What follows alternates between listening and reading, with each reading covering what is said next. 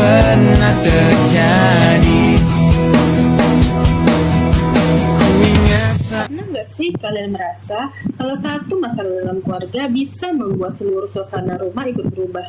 Misalnya, ketika orang tua sedang bertengkar, anak jadi malas berbicara, sering diam, bahkan mudah marah. Atau mungkin ketika anak memiliki masalah, orang tua ikut merasa sedih dan kepikiran. Nah, hal itu terjadi karena keluarga merupakan sebuah sistem yang saling berhubungan dan saling memengaruhi. Assalamualaikum warahmatullahi wabarakatuh. Pada video kali ini, saya akan membahas tentang pendekatan konseling keluarga dengan pendekatan sistem berdasarkan Luqman ayat 14, perspektif sistem dalam keluarga, konseling keluarga struktural menurut Salvador Minuchin, serta struktur keluarga. Materi ini penting dipahami karena keluarga merupakan lingkungan pertama bagi seseorang untuk belajar komunikasi, kasih sayang, dan hubungan sosial. Nah, dalam Islam, hubungan keluarga sangat penting. Hal ini dijelaskan dalam Luqman ayat 14 yang berbunyi, A'udzubillahi minasyaitonirrajim. Bismillahirrahmanirrahim. Wa wasyayna al-insana biwalidayhi hamalathu ummuhu wahnan ala wahnin wa fisaluhu fi ammaini anishkur li wa liwalidayka ilayyal masir. Artinya, manusia diperintahkan untuk berbuat baik kepada kedua orang tua. Ayat ini menjelaskan bahwa seseorang anak harus menghormati dan berbuat baik kepada kedua orang tuanya karena orang tua, terutama ibu, telah berjuang merawat dan membesarkan anak dengan penuh pengorbanan. Jika dikaitkan dengan konseling keluarga, ayat ini menunjukkan bahwa hubungan dalam keluarga harus dibangun dengan kasih sayang, rasa hormat, tanggung jawab, dan komunikasi yang baik. Karena sebenarnya banyak konflik dalam keluarga muncul bukan karena tidak saling sayang, tetapi karena kurangnya komunikasi dan kurang memahami perasaan satu sama yang lain.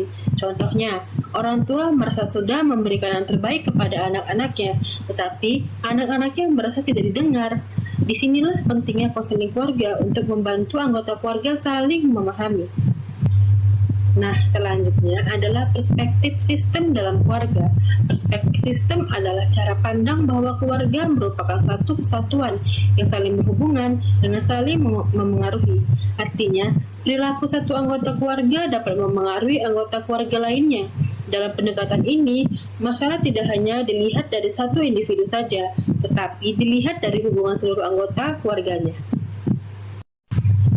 Nah, misalnya ketika orang tua sering bertengkar di rumah, anak bisa merasa takut, sedih, kehilangan rasa nyaman, bahkan mengalami perubahan perilaku seperti menjadi pendiam atau mudah marah.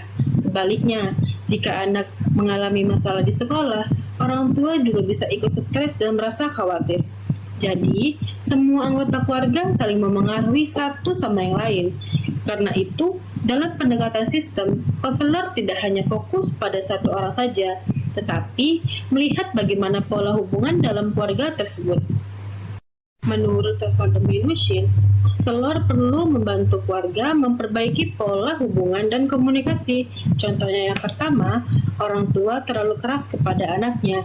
Yang kedua, anak terlalu bebas tanpa aturan. Yang ketiga, kurangnya perhatian. Yang keempat, atau komunikasi yang selalu berakhir dengan pertengkaran. Dalam kondisi seperti itu, konselor membantu keluarga membangun hubungan yang saling sehat dan seimbang. Selanjutnya adalah struktur keluarga. Struktur keluarga merupakan pola hubungan dan pembagian peran dalam keluarga. Setiap anggota keluarga memiliki tugas dan tanggung jawabnya masing-masing. Ketika orang tua terlalu sibuk dengan bekerja dan jarang komunikasi dengan anak-anaknya, bisa merasa kurang diperhatikan. Akibatnya, anak-anak mencari perhatian di luar rumah, terkadang terpengaruh di lingkungan yang kurang baik. Karena itulah, komunikasi dan perhatian dalam keluarga itu sangat penting. Dalam kehidupan sehari-hari, konseling keluarga sangat membantu untuk menyelesaikan konflik dalam masalah. Konseling keluarga membantu anggota keluarga belajar, mendengarkan, memahami perasaan, mengontrol emosi, dan mencari solusi bersama-sama. Dengan begitu, hubungan keluarga bisa menjadi lebih sehat dan harmonis.